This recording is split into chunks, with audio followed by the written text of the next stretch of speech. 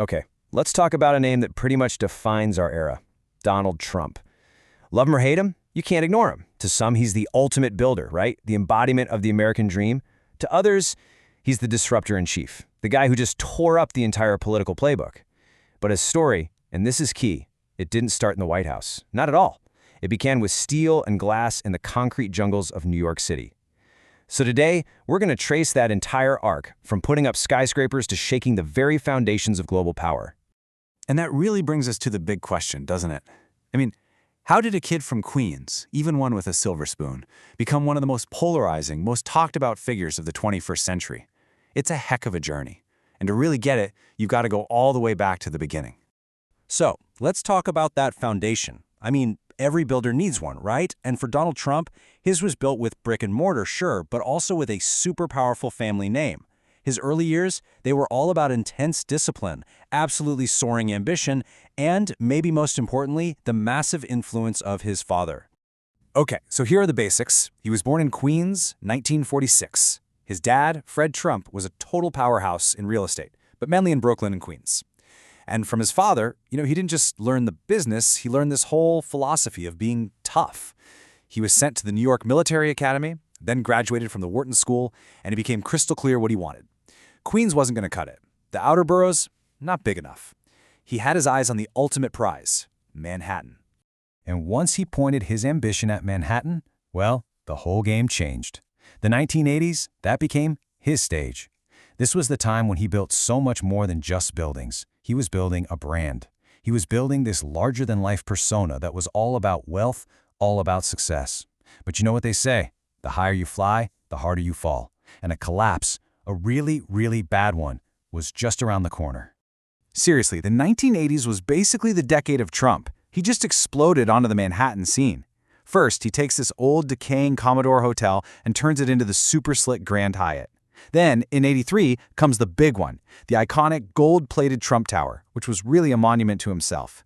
You add in his massive bestseller, The Art of the Deal, and the fact that he was everywhere in the tabloids, and boom, he went from being a real estate guy to a full-blown celebrity. He was the symbol of '80s excess. But then, the '90s hit, and boy, was it a harsh reality check.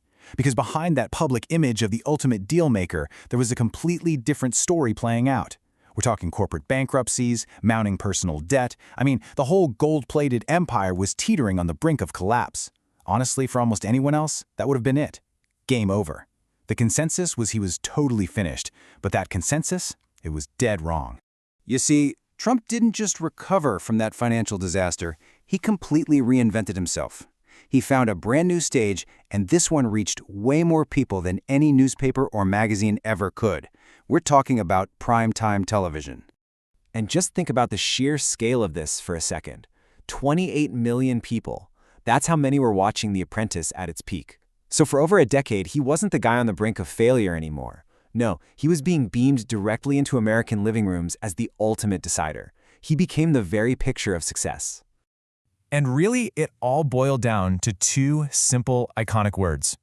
You're fired. That phrase just cemented this image of him as the powerful, no-nonsense boss. It was so simple, so direct, and unbelievably effective. It became a part of our culture, and it totally defined his new public persona. So you see, The Apprentice did way more than just save his brand or his bank account. It totally transformed him from a New York businessman into a national household name. He was building this huge, loyal audience that saw him as the decisive leader. This wasn't just a comeback story. It was laying the psychological groundwork for everything, and I mean everything, that was about to happen next. And what came next? Well, it was something that would defy every single poll, every expert prediction, and pretty much every political rule in the book. The final act of his transformation was about to begin, as he moved from the TV boardroom to the presidential campaign trail. I mean, it's a moment that's just etched into modern history now, isn't it? On June 16, 2015, Donald Trump comes down that golden escalator at Trump Tower, and he changes American history forever. He announced a campaign that was totally unlike anything we'd ever seen before. He ran as this populist outsider, fighting the establishment, and he tapped into this deep well of frustration that, frankly, very few people saw coming. And it all led to a victory in 2016 that sent absolute shockwaves across the globe. So, what defined his 4 years in office? You can really break it down into a few key pillars. First, there was a booming economy, right up until the pandemic hit.